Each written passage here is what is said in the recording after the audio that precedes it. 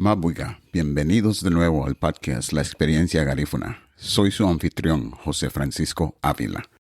La historia de hoy es una visión de riqueza increíble y un gran préstamo que cambió el mundo comercial. Estamos explorando la inversión garífuna no acreditada y a menudo olvidada que dio origen a la Standard Fruit Company, los pioneros de la costa norte de Honduras. Para entender el comercio global de bananos, hay que entender la historia garífuna. Tras establecerse en Trujillo, Honduras, fueron nuestros antepasados garífunas quienes trazaron los primeros caminos hacia lo que hoy llamamos la ciudad de La Ceiba, en el departamento de Atlántida, en Honduras. Para 1807, los garífunas tenían desacuerdos con el régimen español y muchos de ellos abandonaron Trujillo. Algunos se dirigieron hacia la desembocadura del río Patuca. Otros se dirigieron hacia el oeste, hasta llegar a la desembocadura del río Cangrejal, en los primeros meses del año 1810. Históricamente, la costa norte estuvo habitada por los grupos indígenas como los Tolupanes y los Pech. Tras estar deshabitada por más de 300 años, la región de la costa atlántica de Honduras, entre el puerto de Trujillo y el puerto de Tela, los garífunas llegaron a vivir en esta zona, teniendo la distinción de ser el primer grupo humano importante después de los Tolupanes y Pech en asentarse en lo que hoy es el municipio de La Ceiba, fundando las primeras aldeas a lo largo de la ruta a raya de costa, estableciendo la ruta a lo largo de la costa del Mar Caribe. La llamaban Laru-Bella, a raya de costa. Caminaban por la orilla para evitar los pantanos traicioneros y los densos y oscuros bosques tropicales. En 1810, dirigidos por Celestino García, un grupo de jóvenes visionarios garífunas se dirigió hacia el oeste en busca de nuevas aventuras, siendo la primera cantidad masiva de habitantes en llegar a radicarse en la desembocadura del río Cangrejal. Don Celestino García funda la primera aldea garífuna con el nombre del Perú, siendo el primer asentamiento humano en el actual municipio de La Ceiba.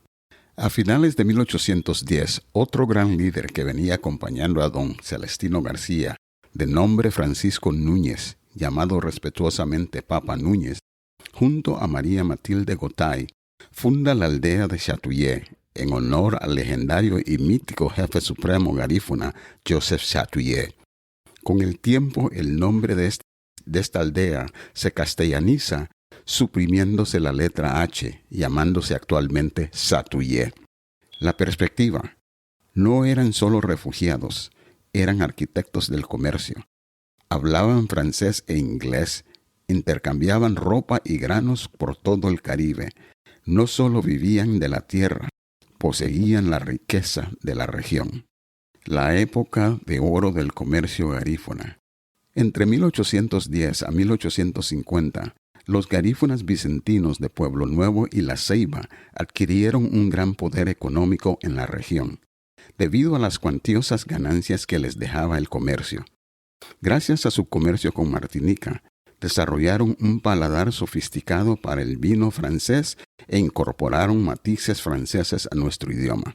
Nombres como Francisco Núñez, Celestino García, Carmen Moreira, Matilde Gotay, Pancho Álvarez y Julia Zambulá no eran solo nombres, eran poseedores de las vastas tierras costeras que abarcan los ríos Cuero y Salado. Tenían la tierra, tenían el dominio lingüístico y tenían el capital financiero. La mafia siciliana y el gran préstamo. Entra Francisco Pablo Tarentino Caruso. En el año de 1833 llega a vivir en la Barra del Cangrejal el primer emigrante extranjero, de nombre Francisco Pablo Tarentino Caruso, nacido en Palermo, isla de Sicilia, en Italia.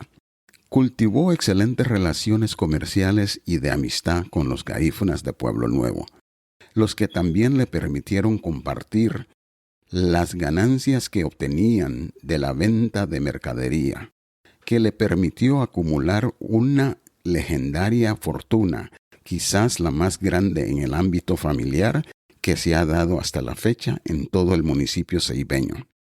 Entonces las cosas cambiaron. Salvador D'Antoni llegó en representación del clan familiar Vaccaro. Gracias a una mezcla de presión familiar y la ley del leverato, tomó el control de la fortuna de los tarantinos, pero necesitaba algo más que dinero. Necesitaba tierra y una cadena de suministro de bananos. D'Antoni Caruso y William Collins se acercaron a los líderes garífunas e hicieron una petición que hoy suena increíble. Pidieron a los líderes garífunas que usaran su influencia para convencer a los agricultores locales de vender bananos a crédito a D'Antoni, es decir, para financiar la exportación de bananos. Pidieron a los líderes garífunas que les prestaran sus tierras ancestrales en la desembocadura de los ríos Cuero y Salado para construir plantaciones que suministraran los bananos. El nacimiento de un gigante, Standard Fruit Company. Este fue quizás el mayor préstamo, sin intereses, en la historia de Honduras, sin garantía, sin aval, solo la palabra del pueblo garífuna. Ese gran préstamo dio origen a la Vaccaro Brothers Company, que en 1923 se convirtió en la Standard Fruit Company. Esta tierra y mano de obra garífuna convirtió a La Ceiba en la capital mundial del banano. Standard Fruit Company acabó obteniendo tanto poder que influyó en gobiernos, dando lugar al término repúblicas bananeras. ¿La tragedia? Salvador D'Antoni nunca devolvió esas tierras, nunca pagó ni un céntimo en pagos de alquiler. La inversión garífuna fue la base sobre la que se sostiene hoy Dole Food Company, pero los inversores quedaron en los márgenes de los libros de historia.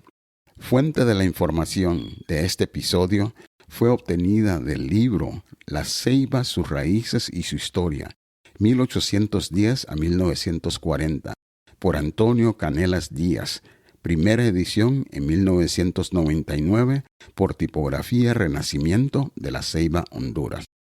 Cuando hablamos del hilo invisible, nos referimos a los cimientos de industrias globales construidas en territorio garífuna y en la confianza de los garífuna.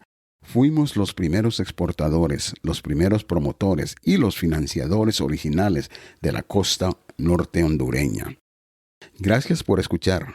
Recuerda, el futuro del pueblo garífuna está en nuestras manos, pero ese futuro se impulsa conociendo nuestro verdadero valor en el pasado. Hasta la próxima. Mantengámonos unidos, mantengámonos orgullosos. Sungube Lida Aba Ayo. Encuentra nuevos episodios del podcast La Experiencia Garífuna todos los martes en Spotify, Apple Podcasts, iHeart Podcasts, YouTube, Amazon Music o donde sea que escuches tu podcast. Por favor, valora y reseña. Esto ayuda a que nuestra historia llegue al mundo.